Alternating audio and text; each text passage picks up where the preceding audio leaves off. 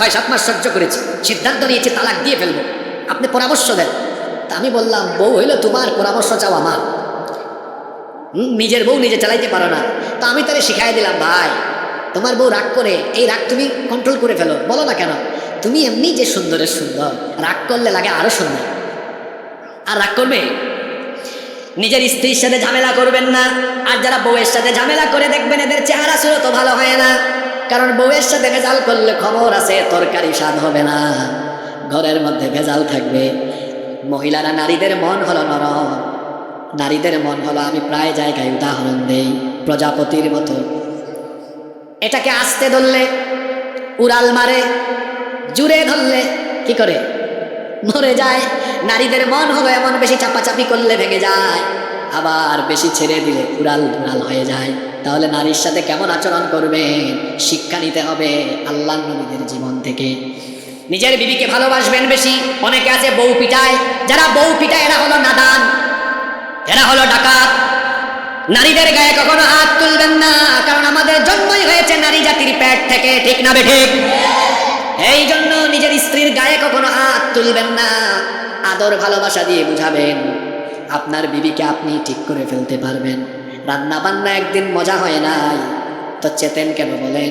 তুমি যে স্বাদের রান্না করো, এত মজা করে আজকে রান্না করেছো, খুব মজা পাইছি, আসলে মজাই হয় নাই, কিন্তু বলেন মজা হয়েছে, দেখবেন রাতের বেলা চাইবে আরেকটু ভালো করার জন্য, কারণ প্রশংসা শুনলে সবাই খুশি হয়। নিজের স্ত্রীকে সময় দেন। আমার দেশে এমন অনেক মানুষ আছে, নিজের বউয়ের সাথে হয় গরম আর পরনারীর সাথে হয় নরম। ওই নাজিরপুর বাজারে কাপড়ের দোকান আছে, ওখানে বসেছে দোকানে, 2-3 জন বোন আসছে, কয় আপু আসেন না, আসেন বসেন দেখেন। এমন টাইমে বউ কল দিয়েছে, কি গো দুপুরে খেয়েছ? বউয়ের সাথে গরম, পরনারীর সাথে, অথচ হওয়ার কথা ছিল বউয়ের সাথে নরম, পরনারীর সাথে গরম না। যতটুকু সৌজন্যতা দেখানো দরকার ঠিক ততটুকু। স্বামী স্ত্রীতে ভেজাল লাগালে শয়তান খুশি হয়। শুধু তাই নয়, ভাইয়ে ভাইয়ে ভেজাল লাগালে, প্রতিবেশীতে ভেজাল লাগালেও শয়তান খুশি হয়। আর ভেজাল লাগানোর জন্য শয়তানের কয়েকটা সূত্র আছে যেগুলো দিয়ে ভেজাল লাগানো যায়। এদের মধ্যে অন্যতম কয়েকটা শয়তানি উপাদান হলো গীবত করা, চুগলখড়ি করা। আমাদের সমাজে বলেন তো গীবত আর চুগলখড়ি আছে না নাই? অমুকেরটা তমুককে লাগাইলেন, তমুকেরটা তমুককে লাগাইলেন। আমার দেশে এমন কিছু মানুষ আছে, এটা উদাহরণ দিচ্ছি আর কি, কোথাও আগুন লাগলে পানি ঢালে না, উল্টা গিয়ে কেরোসিন ঢালে, যেন আগুনটা দাউ দাউ করে জ্বলে। কি বলেন, এরকম আছে না নাই? মানুষের ভালো চাইবেন, মানুষের ভালো চাইবেন, অকল্যাণ কামনা করবেন না। কেন জানেন? তার কারণ হলো, যখন আপনি মানুষের ভালো চাইবেন, কারো জন্য দোয়া করলে, মঙ্গল কামনা করলে, হাদিসে এসেছে আল্লাহর নবী বলেছেন, যখন কোনো মুসলমান মুসলমানের ভালো চায়, ফেরেশতা তখন আল্লাহর দরবারে ওই ব্যক্তির ভালো চায়। সুবহানাল্লাহ কইতে মন চাইলো না? আমি বললাম, আল্লাহ আপনি উনার নেক হায়াত দেন। সাথে সাথে ফেরেশতা বলে, আল্লাহ অমুকের নেক হায়াত বাড়াইও পরে, হাসিবুর রহমান দোয়া করেছে তার নেক হায়াত বাড়াইয়া দিও আগে। তাহলে বলেন তো, আরেকজনের জন্য ভালো কামনা করলে নিজের লাভ আছে না নাই? জোরে বলেন, লাভ আছে না নাই? তাহলে আপনাদের অন্তরে, হৃদয়ে আজকে থেকে মানুষের প্রতি সংকীর্ণতা রাখবেন না দোয়া রাখবেন?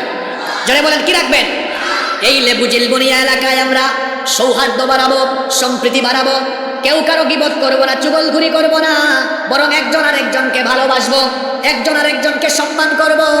আল্লাহর নবী বলেছেন, সে আমার উম্মত নয় যে বড়কে সম্মান করে না আর ছোটকে স্নেহ করে না, সে আমার উম্মত হতে পারে না। এখানে যত ছাত্র, কিশোর, তরুণ, যুবক ভাইয়েরা আছেন, আপনাদেরকে অনুরোধ করছি, রাস্তাঘাটে মুরব্বী বাবাদেরকে দেখলে সম্মান করবেন। এখন এই আদবগুলো উঠে গিয়েছে। আগে আমরা দেখতাম, আমরাও যখন ছোট ছিলাম আমরা দেখতাম, কোনো দোকানে মুরব্বী বাবারা বসলে যুবকেরা সেখানে যেত না, সম্মান দিত। এখন দেখা যায় যুবকেরা মুরব্বীর সামনে বিড়ি খায়া, বিড়ির ধোঁয়া মুরব্বীর মুখের উপরে ছুঁড়ে মারে। আছে না নাই? একটা বৃদ্ধ বয়স্ক বাবা হেঁটে যাচ্ছে, এক কিশোর তরুণ ছেলে মোটর সাইকেল পাক পাকুম করে চালায়া চালায়া চাচার পাশে গিয়া জুড়ে জুড়ে হরন মারে। আছে না নাই? আদব কায়দা আমাদের সমাজ থেকে উঠে যাচ্ছে।